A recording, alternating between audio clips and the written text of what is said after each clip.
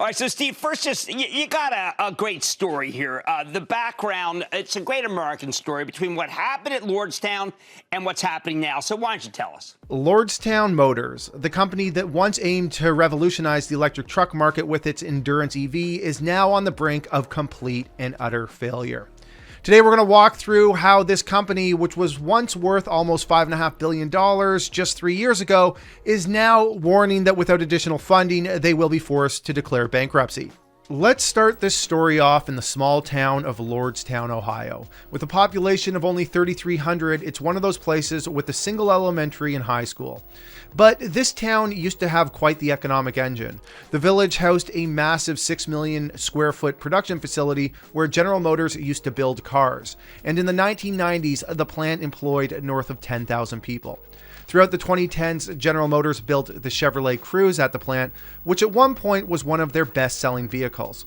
But over the years, the Cruze lost its luster, and in late 2018, GM announced that they would stop production of the Cruze, citing changing consumer preferences and a shift to electric vehicles, which nearly 5 years later still has us wondering where all these EVs are. The closure made headlines, with state and local officials voicing their distaste for the move, even going as far as looking into clawing back $60 million in subsidies General Motors had received over the previous 8 years. It even got the attention of then-President Donald Trump, who tweeted that he was very disappointed with General Motors CEO Mary Barra for closing the plant and that he was looking at cutting all of GM's subsidies. Then in 2019, when the plant finally closed, Trump went to Twitter again, saying that he was not happy when the plant was closing, when everything else in the country was booming. He then went on to ask Mary Barra to sell the plant to someone who would use it. And then came along General Motors' savior, Steve Burns, the founder of EV startup Lordstown Motors. Burns was a traveling capital market salesman and a guy with quite a reputation for starting things and not finishing them. I've sold monorails to Brockway, Ogdenville, and North Haverbrook. Fresh off his tenure from one of his many ventures, Workhorse Group, Burns was looking to continue the development of an EV platform initially established by his former company known as the Endurance EV. His new startup, Lordstown, would license this tech from Workhorse for $12 million and a 10% stake in the company. Lordstown had an ambitious plan. They would produce the Endurance and sell it for $52,500 per truck. Claiming a 250-mile range on a single charge, the Endurance was marketed as having significantly lower maintenance costs compared to traditional pickup trucks. This was one of the many claims Burns would make about his concept truck that to this day we still can't evaluate. To manufacture this new concept for a pickup truck, Lordstown purchased the facility in the town it was named after, acquiring the facility from GM for $20 million, with GM loaning an extra $40 million for retooling. Despite the optimism surrounding Lordstown and its flagship vehicle, the company faced significant challenges that would soon come to light. In clear need of capital, the company looked to take similar action as many startups that needed big cash. They would look to raise money in the hot SPAC market. Now, in order to lure in investors, the company presented itself with ambitious production estimates and financial projections. The August 2020 presentation highlighted the production complex's capacity to output 600,000 vehicles annually, positioning Lordstown as a first mover in the full-size electric pickup market. Around this time, the company put together a promotional video where Burns rallied the story around the hardworking people from Lordstown, Ohio, and how this truck would be for the hardworking man. The mission of Lordstown Motors is to empower the working spirit. Everything we do is with the worker in mind, both our worker that's making the truck and the worker that's going to drive that truck. Burns indicated that $450 million was needed to get the Endurance into production by mid-2021, and with COVID stimulus checks flying, investors lined up. The company raised $500 million in a private financing, including a notable $75 million investment by General Motors. With this funding secured, Lordstown set production targets of 2,200 vehicles in 2021, telling investors that production would grow to over 100,000 just 1 year later. Even President Donald Trump was on board. Part of the intrigue from investors was a pre-order list of 100,000 trucks. Of course, details on where these orders were coming from were fuzzy. Lordstown, led by Steve Burns, was pounding their chest that this company would be a leader in the electric truck market. However, the company's projections soon came under scrutiny. Some people had seen this picture before, but waited for the disaster to develop until finally speaking up. He shouldn't have stopped for that haircut. Sorry. In March 2021, Hindenburg Research, led by Nate Anderson, released a damaging report on the company. The report alleged that the company's pre-orders were largely fictitious, used as a prop to raise capital. Lordstown had consistently pointed to its book of 100,000 pre-orders upon its go public as proof of deep demand for the Endurance.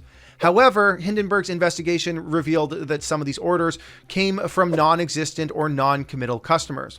For example, one order of 1,000 trucks worth $52 million came from a two-person startup that acknowledged it wouldn't actually order any vehicles, while another 14,000 truck deal supposedly representing over $700 million in sales came from a residential apartment in Texas.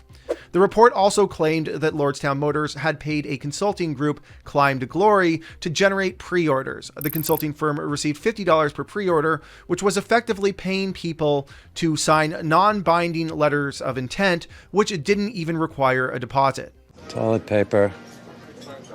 The Hindenburg Report also alleged that Lordstown founder Steve Burns was pushed out of Workhorse by the board due to his inability to focus and execute projects, saying that Burns wasted R&D money and missed deadlines, leading the board to lose confidence in his ability to lead the company. Following the fallout from the Hindenburg Report, Burns and CFO Julio Rodriguez resigned on June 14, 2021. Though no formal reason was given, the resignation happened right after Lordstown Motors announced the result of their own internal investigation from a special committee. But before Burns resigned, he went on to CNBC, wielding a hard hat and a Lordstown branded vest to respond to the short report. And less than 30 seconds into the report, Mr. Burns cleared up what pre-orders meant to him. Letters of interest, are those truly serious orders? Well, no, Phil, we've always been very clear, right? These are just what they're intended to be, right? These are non-binding letter intents. They're called pre-orders out in the kind of real world. He then continued to deflect from answering Hindenburg's main claim. But some people would look at this and say, look, you were far more aggressive in characterizing those pre-orders as true commitments, that you have company XYZ that has said, yeah, sign us up for 5,000 or 6,000. Do you regret the way you characterize those reservations? Well, reservation. Phil, all I can, I don't want to get into the specifics. All I can tell you is demand is robust. We've never said we had orders. We don't have a product yet. By definition, we can't have orders. Well, the investigation concluded by saying Hindenburg's claims were false and misleading. It did happen to also say that the board identified issues regarding the accuracy of certain statements regarding the company's pre-orders. This did not stop the United States Department of Justice and the SEC from opening up their own probes into the accusations put forth. In the midst of all this, Lordstown amended its annual report, stating that the company did not have enough money to begin commercial production of its vehicle and was at the risk of bankruptcy. To help address these challenges, Lordstown entered into an in-principle agreement in September of 2021 to sell its massive assembly plant to electronics contract manufacturer Foxconn for $230 million. Under the deal, Foxconn, known for assembling Apple's iPhones, would assemble the Endurance EV, allowing Lordstown to leverage Foxconn's supply chain and manufacturing expertise. The idea was that Foxconn would also purchase a nearly 20% stake in the company for up to $170 million. They initially invested $52 million into Lordstown, giving the company a much-needed capital infusion, with the remainder to be invested following government approvals and certain milestones being met. 8 months later, the deal was finalized, leading to the creation of a new joint venture to develop and produce a line of electric vehicles.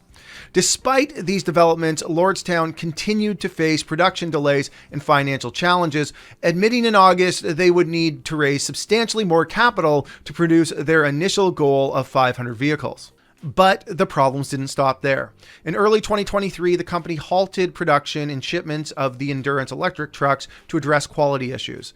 They also issued a voluntary recall for 19 of their 37 pickups delivered to date due to a specific electrical connection issue. While original estimates had called for 2022 top-line revenue to exceed $1.7 billion, the reality was the company saw a paltry $194,000 in sales that full year. Further kicking them when they were down, Foxconn then issued a letter to Lordstown indicating that the startup had breached the terms of its investment based on its share price falling below $1 for a period of 30 trading days, which then triggered a delisting notice from the NASDAQ. Weeks later, Foxconn threatened to walk away from their additional funding commitments. So let's wrap it up. You know, producing cars is hard. It takes a lot of money, experience, and strategic wisdom to get to the finish line for any company trying to take on the task of mass producing vehicles. In fact, Lordstown isn't the only EV startup that raised tremendous amounts of money now facing potential bankruptcy. When you think about it, what Tesla accomplished is truly remarkable. Love Elon or hate him, what Tesla accomplished is about as rare as seeing a unicorn driving a DeLorean. Now, it's important to understand that investors love the idea of being early on a company like Tesla. From 10 years ago to all-time highs, Tesla was a 75 bagger, and today has a rabid fan base that has propelled nobodies who champion the stock into fame, like Kathy Wood, Meet Kevin, and Ross Gerber. Tesla, the king. Balancing ambition with realistic expectations is crucial. But more importantly, and I keep saying it in many of these videos, the difference of a zero interest rate environment filled with government stimulus versus one where interest rates are in the mid-single digits requires capital allocators to take less risk. Substantially less risk. Where would the company sit today if the US 10-year was still at 55 basis points? I don't know. They may have been able to keep raising capital and bring in stronger management, but without that capital, it's nothing more than a pipe dream. The difference between Tesla and all these other EV SPACs from the early 2020s is that Tesla started out small and then scaled. They didn't go straight for scale. Lordstown serves as a cautionary tale for other electric vehicle startups, and more specifically, retail investors. EV startups are a really risky bet, and Lordstown serves as a reminder that you got to keep your eyes on the road and be careful dreaming too big. So guys, we just recently launched this channel and we noticed that 99.9% of our viewers are not subscribed. So if you enjoyed this video, we need your help in growing this channel. By subscribing, that would help us keep the lights on and make sure that our crews have jobs in these uncertain times. The goal is to make it to 75% and eventually down to 50%. So please hit that subscribe button, and we promise to make more quality videos that I'm sure you're going to love.